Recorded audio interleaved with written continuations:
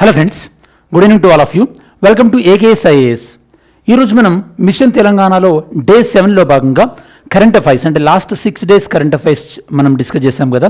అవి మిగిలగా ఇంకొద్ది important current affairs ఏవైతే ఉన్నాయో అవి మనం డిస్కస్ చేయబోతున్నాం ఈ వీడియోలో. సరే, మనం ఈ వీడియో డిస్కస్ చేసే కన్నా ముందు రేపు మీరు ఎగ్జామ్ రాయబోతున్నారు కదా, మీరందరూ కూడా ఆల్ ద బెస్ట్. చాలా కామ్ మైండెడ్తో ఎగ్జామ్ రాయండి. అండ్ ఆఫ్ కోర్స్ రేపు గురించి మనకి ఎగ్జామినేషన్ సంబంధించిన టిప్స్ అండ్ అవన్నీ కూడా మా యూట్యూబ్ ఛానల్లో ఎలాగో నేను ఇప్పుడు మీతో డిస్కస్ చేస్తాను. సో ఈ వీడియోలో నేను మీకు ఓన్లీ కరెంట్ అఫైర్స్ సంబంధించి కన్ఫైన్ అయ్యి ఈ రిమైనింగ్ ఏవైతే 10 టాపిక్స్ ఉన్నాయో ఈ 10 టాపిక్స్ పైన నేను మీకు ఇప్పుడు ఫోకస్ చేయబోతున్నాను అనమాట. ఓకే, సరే, 10 టాపిక్స్. ఫస్ట్ మనం Telangana efforts to curb sewage flow into Musi river. మనకి మూసీ రివర్ బ్యూటిఫికేషన్ గురించి చాలాసార్లు మనకి కొత్త ప్రభుత్వం వచ్చిన తర్వాత అండ్ ఇంతకుముందు గత ప్రభుత్వంలో కూడా కొన్నిసార్లు మనకి వచ్చింది కదా, మూసీ యొక్క మురుగునీటి శుద్ధీకరణ అని చెప్పేసి ఆ పాయింట్ ఆఫ్ వ్యూలో దాంతో స్టార్ట్ చేసి మూసీ రివర్ గురించి మనం డిస్కస్ చేసి ఫైనల్గా మనకి ఇండియన్ నేవీ వాళ్ళు ఈ యొక్క very low frequency communication transmission స్టేషన్ని మనకి హైదరాబాద్ అంటే మనకి వికారాబాద్ దగ్గర సెటప్ చేయబోతున్నారు కదా, దాని గురించి డిస్కస్ చేసి ఈ టాపిక్స్ అనేవి ఎండ్ చేస్తామన్నమాట. ఓకే, సరే, first topic number 1, Telangana effort to curb sewage flow into Musi river. Musi రివర్లోకి ఈ యొక్క మురుగునీటిని నియంత్రించడానికి తెలంగాణ ప్రభుత్వం తీసుకున్నటువంటి చర్యలు ఏందో చూద్దాం. ఫస్ట్ ఈ యొక్క చర్యలకి కేంద్ర ప్రభుత్వంలోనే ఒక పథకంలో భాగం అదేంటంటే అమృత్ 2.0. మనకి అమృత్ సిటీస్ తెలుసు మనకి, ఈ యొక్క అంటే ఇండియా లెవెల్లో ఏవైతే కనుక సేఫ్ డ్రింకింగ్ వాటర్ దాంతోపాటు శానిటేషన్ని ఇంప్రూవ్ చేయడానికి మనం అమృత్ అన్నటువంటి స్కీమ్ తీసుకొచ్చాం. 2.1లో భాగంగా ఈ యొక్క మూసీకి సంబంధించి 39 STP ప్లాంట్ మనకి సివరేజ్ ట్రీట్మెంట్ ప్లాంట్ అంటారన్నమాట. ఈ ప్లాంట్స్ ఏర్పాటు చేయబోతున్నట్టుగా ప్రకటించారనమాట. సో దట్ తెలంగాణ ఈ యొక్క మూసీ రివర్ని మనం తగ్గించవచ్చు. ఎందులో ప్లాన్ ఇది, ఎందులో భాగంగా అంటే కనుక మూసీ రివర్ ఫ్రంట్ డెవలప్మెంట్ ప్రాజెక్ట్లో భాగంగా. సరే, మీకు తెలుస్తా ఆన్సర్ చెప్పండి, తెలిస్తేనే చెప్పండి. మూసీ రివర్ డెవలప్మెంట్ కోసం మనం ఏ దేశం యొక్క సహాయం తీసుకుంటున్నాం? ఆ దేశంలో ఒక రివర్ ఫ్రంట్ అథారిటీ ఉంది.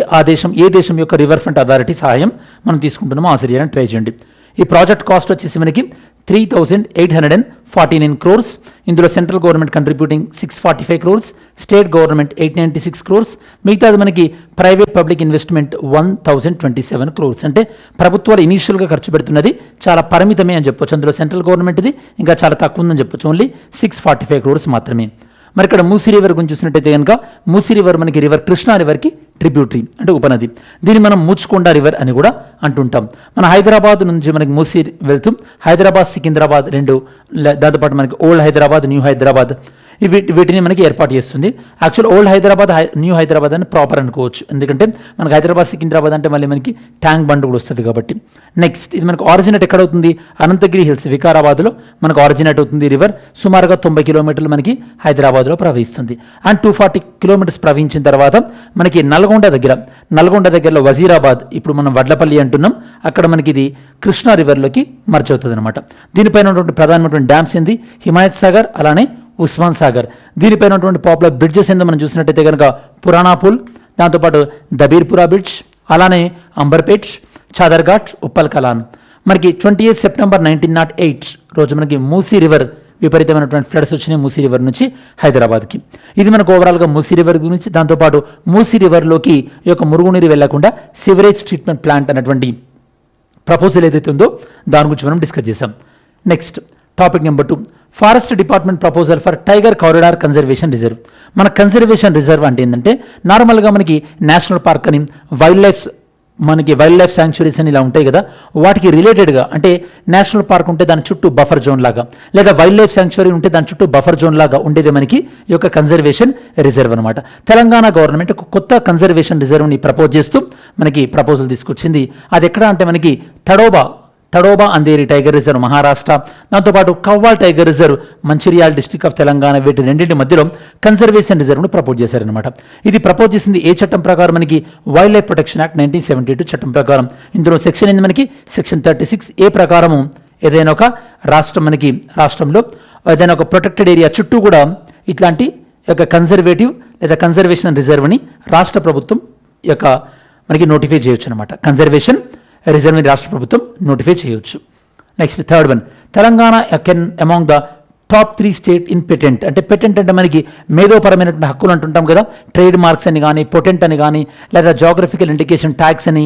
ఈ వీటిలో తెలంగాణ చాలా అత్యున్నతమైనటువంటి స్థాయి. అంటే ఇంకా ఎక్కువ మన తెలంగాణ నుంచి పెటెంట్స్ వచ్చే అవకాశం ఉంది, ట్రేడ్ మార్క్స్కి వచ్చే అవకాశం ఉంది, అలానే జాగ్రఫికల్ ఇండికేషన్ ట్యాక్స్ గురించి అప్లికేషన్ వచ్చే అవకాశం ఉంది అని చెప్పేసి అంటున్నారు. అది ఎంతో చూద్దాం. ఓకే, తెలంగాణ ఇప్పుడు మనకి ప్రస్తుతానికి మన ప్రస్తుతానికి టాప్ 5లో ఉన్నప్పటికీ మనకి టాప్ 3లో పెటెంట్లోకి వచ్చేటటువంటి అవకాశం ఉందంటున్నా నెక్స్ట్ 3 years. 2026కి వచ్చేసరికి తెలంగాణ అనేది మనకి సుమారుగా 30,000 ట్రేడ్ మార్క్ రిజిస్ట్రేషన్ని అంటే అచీవ్ చేస్తుందని, అలానే 5,000 పెటెంట్ రిజిస్ట్రేషన్ తెలంగాణ నుంచి ఉంటాయి. అలానే తెలంగాణ నుంచి ఒక 30 జాగ్రఫికల్ ఇండికేషన్ ట్యాక్స్ ఉండేటటువంటి అవకాశం ఉంది అని మనం అంటున్నాం. రీసెంట్గా తెలంగాణలో జాగ్రఫికల్ ఇండికేషన్ ట్యాగ్ వచ్చినటువంటిది ఏంటంటే మనకి lac bangles. Okay, lac bangles మనకి హైదరాబాద్ నుంచి తెలుసు మీకు. పెటెంట్లో ప్రస్తుతం తెలంగాణ పొజిషన్ 6th ర్యాంక్లో ఉంది. Okay, with 242,438. ఓకే, ఇది మనకి పెరిగే అవకాశం ఉందంటున్నారు నెక్స్ట్ ఫ్యూ ఇయర్స్లో. ట్రేడ్ మార్క్లో తెలంగాణ విషయం మనకి 7th ర్యాంక్ ఉంది, 17,817 ట్రేడ్ మార్క్స్తోని. జాగ్రఫికల్ ఇండికేషన్ ట్యాక్స్ విషయంలో తెలంగాణ ప్రస్తుతానికి 12th ర్యాంక్స్ ఉంది. మనకి ప్రజెంట్ అంటే ఫ్యూచర్లో టాప్ 10లోకి మనం బ్రీచ్ అయ్యేటటువంటి అవకాశం కూడా ఉందని చెప్పేసి ఈ యొక్క ఎక్స్పర్ట్స్ చెప్తున్నారు. Next topic, Hyderabad 8 times more polluted in 2023. నేను మీకు యాక్చువల్లీ మన ఛానల్లో నేను మీకు ర్యాంకింగ్స్ చెప్పేటప్పుడు ఎయిర్ క్వాలిటీ ఇండెక్స్ చెప్పాను. అందులో ఇండియా విషయం చెప్పాను కదా, అక్కడ చెప్పేటప్పుడు ఇండియాలో హైయెస్ట్ పొల్యూటెడ్ సిటీ ఏంది, మెట్రోపాలిటన్ సిటీ ఏంది, ఆల్రెడీ అవన్నీ ఎక్స్ప్లెయిన్ చేశాను. ఇక్కడ మనకి తెలంగాణ పాయింట్ ఆఫ్ వ్యూలో హైదరాబాద్లో మనకి ఎయిర్ క్వాలిటీ ఎప్పుడైనా చూసేటప్పుడు మనకి పార్టిక్యులేట్ మ్యాటర్ అంటే మనకు దుమ్ము ధూళి వాటి ఉంటాయి కదా, వాటిని పార్టిక్యులేట్ మ్యాటర్స్ అంటారు అనమాట. ఇవి PM 2.5 అని, PM 10 అని ఉంటాయి. జనరల్గా వీటి యొక్క సైజ్ అంటే ఎంత తక్కువ ఉంటే అంత డేంజరస్ అనమాట. PM 2.5 అనేది చాలా డేంజరస్ PM 10తో కంపేర్ చేస్తే, ఎందుకంటే అవి మన లంగ్స్లోకి వెళ్ళి అక్కడే సెటిల్ అయ్యేటటువంటి అవకాశం ఉంటుంది. మరి నార్మల్గా WHO స్టాండర్డ్స్ ఏంది, PM 2.5 అనేది ఒక క్యూబిక్ మీటర్లో 5 మైక్రోగ్రామ్ కన్నా ఎక్కువగా ఉండకూడదు. మరి హైదరాబాద్లో ఉన్నటువంటి అంటే మనకి లెవెల్ ఎంత ఉంది, ఆల్మోస్ట్ 40 మైక్రోగ్రామ్ అంటే 39.9 మైక్రోగ్రామ్ ఉంది, చాలా ఎక్కువ ఉంది. కాకపోతే అఫ్కోర్స్ వేరే సిటీలలో మనకి 120 మైక్రోగ్రామ్స్ 130 అలా ఉంది. నెక్స్ట్ ఈ రిపోర్ట్ ఇచ్చిన ఎవరు మనకి, IQ air, Swiss air technology company.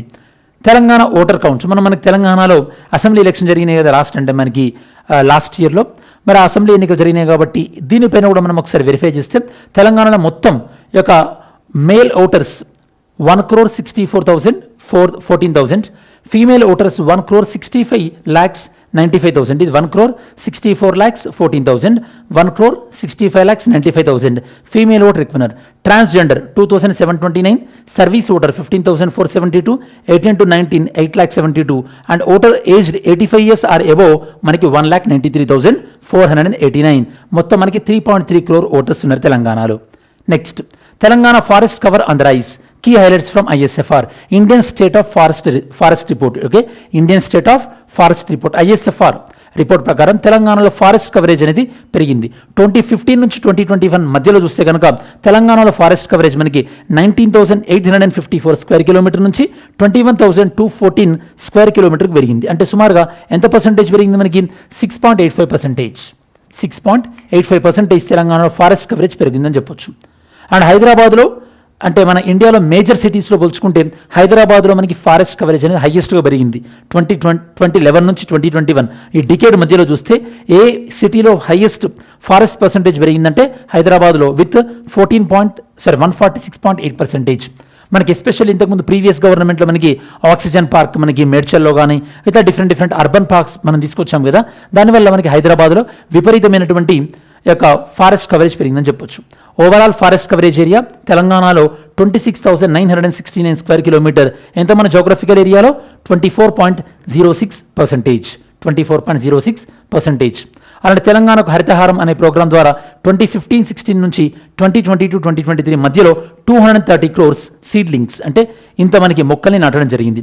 And హైదరాబాద్కి ఇలాంటి అంటే మనకి గ్రీన్ కవరేజ్ని ఎంకరేజ్ చేసినందుకు గాను హైదరాబాద్కి tree city of the world అని చెప్పేసి food and agriculture organization FAO వాళ్ళు అవార్డు ఇచ్చారు. అలానే మనకి ఆర్బోర్ డే ఫౌండేషన్ వీళ్ళు మనకి 2 consecutive years 2020లో 2021లో కూడా వీళ్ళు దాంతోపాటు FAO వీళ్ళిద్దరు కలిసి tree city of the world అన్న అవార్డుని ఇవ్వడం జరిగింది హైదరాబాద్కి. Next Telangana high court clears release of Razakar movie. Razakar movie point of వ్యూలో ఓకే హిందీ అంటే దీన్ని రిలీజ్ చేయించొద్దు అని చెప్పేసి కొంతమంది కేసు వేయడం జరిగింది. ప్రధానంగా association for protection of civil rights వీళ్ళు హైకోర్టులో కేసు వేయడం జరిగింది. బట్ హైకోర్టు క్లియరెన్స్ ఇచ్చింది. ఆఫ్ కోర్స్ మూవీ రిలీజ్ అయింది. అండ్ మూవీ డీటెయిల్స్ మనకి director Yata Satyanarayana, music director Bheem Ceciroleo, cinematography Ramesh Kushandar and producer Guduru Narayana Reddy. ఈ మూవీకి సంబంధించినటువంటి basic details. Next, Telangana secures third rank in employment condition index. ఇది బెటర్. యాక్చువల్గా మన సౌత్ ఇండియా మొత్తం మీదనే తెలంగాణ బెటర్ పర్ఫామ్ చేస్తుంది ఎంప్లాయ్మెంట్ ఇండెక్స్ విషయంలో, ఎంప్లాయ్మెంట్ కండిషన్స్ విషయంలో. సరే, ఈ యొక్క ఎంప్లాయ్మెంట్ ఇండెక్స్ని రిలీజ్ చేస్తుంది ఎవరు? దీని మనకి రిపోర్ట్ పేరు ఏం పేరు? India employment report 2024. దీన్ని రిలీజ్ చేసింది ఇంటర్నేషనల్ లేబర్ ఆర్గనైజేషన్ ILO అనేది ఇంటర్నేషనల్ ఆర్గనైజేషన్లో ఓల్డెస్ట్ ఆర్గనైజేషన్ అని మనకు తెలియాలి. ఆల్మోస్ట్ 1919 ఆ టైంలో మనకి ఎస్టాబ్లిష్ చేసింది ILO. Telangana secure third rank out of the 22 major state with how much score? With a score of 0.60. And తెలంగాణలో మనకి lowest state of migration rate only మనకి 25.2%. ఇందులో మనకి మళ్ళీ 56.2% మనకి మేల్ మైగ్రెంట్సే ఉన్నారు. ఇది మనకి 2019 అప్పుడు మనకి 16th ర్యాంక్ ఉంటే ఇప్పుడు మనకి ఎంప్లాయ్మెంట్ పాయింట్ ఆఫ్ వ్యూలో now we are in the third rank. చాలా మంచి ర్యాంక్ మనం ఇంప్రూవ్ చేసామని చెప్పుకోవచ్చు. Next, Hyderabad liberation day. మనకి హైదరాబాద్ లిబరేషన్ డే గురించి డిఫరెంట్ పొలిటికల్ పార్టీస్ మనకి డిఫరెంట్ డెఫినేషన్స్ ఉన్నాయి. గతంలో తెలంగాణ ప్రభుత్వం నేషనల్ ఇంటిగ్రేషన్ డే అని సెలబ్రేట్ చేసింది. రీసెంట్గా గవర్నమెంట్ ఆఫ్ ఇండియా ఏం చేసిందంటే సెప్టెంబర్ 17ని హైదరాబాద్ లిబరేషన్ డే అని డిక్లేర్ చేసింది. మరి ఈ 17 సెప్టెంబర్ రోజు ఏం జరిగింది? అప్పటి వరకు ప్రిన్స్లీ స్టేట్ అంటే నిజాం చేతిలో ఉన్నటువంటి ప్రిన్స్లీ స్టేట్ ఏదైతే ఉందో అది మనకి ఆపరేషన్ పోలో ద్వారా హైదరాబాద్ అనేది ఇండియాలో మర్జ్ అయింది. ఓకే, హైదరాబాద్ ఇండియాలో మర్జ్ అయ్యి దాని తర్వాత మనకి సైనిక పరిపాలన జేఎన్ చౌదరి, దాని తర్వాత మనకి సివిలియన్ గవర్నమెంట్ వెల్లోడి, దాని తర్వాత మనకి ఎన్నికలు రావడం, బూరుగుల రామకృష్ణారావు గారు ముఖ్యమంత్రి అయ్యారు కదా, అవన్నీ మనకు తెలుసు. 13 సెప్టెంబర్ 1948 అప్పుడు మనకి ఈ యొక్క ఆపరేషన్ పోలో అనేది స్టార్ట్ అయింది. Next, second VLF communication transmission station to be setup in Telangana.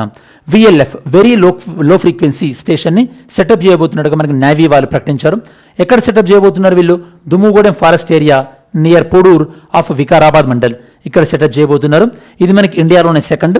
ఇండియాలో ఇంతకుముందు ఇట్లాంటి స్టేషన్ ఎక్కడ ఉంది? మనకి ఫస్ట్ వన్ మనకి INS కట్టబొమ్మన రాడా స్టేషన్ తిరునల్వేలి తమిళనాడులో ఉంది. అది మనకి 1960 నుంచి ఉంది. ఇది మనకి సెకండ్ అవ్వబోతుంది అనమాట. దీని ఏర్పాటు కోసం మనకి కొన్ని వేలల్లో చెట్లను నరికేయాల్సి వస్తుంది. దీనివల్ల మనకి పాలింగ్ గ్రెయిన్స్ అంటే మనకి ఈ యొక్క పరాగరేణువులు మనకి ఎక్కువగా వాతావరణంలోకి వచ్చే అవకాశం ఉంది. హైదరాబాద్లో దీనివల్ల అలర్జిక్ రియాక్షన్స్ కూడా ఎక్కువ పెరిగే అవకాశం ఉంది అని కూడా మనకి అప్పట్లో న్యూస్ వచ్చినటువంటి విషయం తెలిసింది.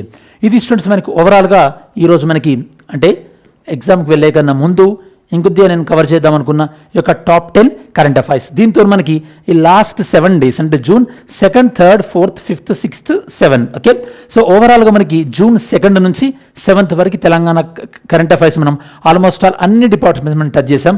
అవార్డ్స్ కానీ, స్కీమ్స్ కానీ, అండ్ మనకి సో ఇన్ఫ్రాస్ట్రక్చర్ ప్రాజెక్ట్స్ విషయంలో కానీ, స్పోర్ట్స్, దాంతోపాటు summits and art and culture 2 videos వచ్చినాయి. ఇలా డీటెయిల్స్ మనం డిస్కస్ చేసాం. సో ఐ హోప్ ఈ వీడియోస్ అనేవి మీకు యూస్ఫుల్ అయినాయి అనుకుంటున్నాను. ప్రిలిమ్స్లో బాగా పర్ఫామ్ చేయండి. And again I see you in the mains preparation. Thanks for watching this video. Have a great day. జై హింద్.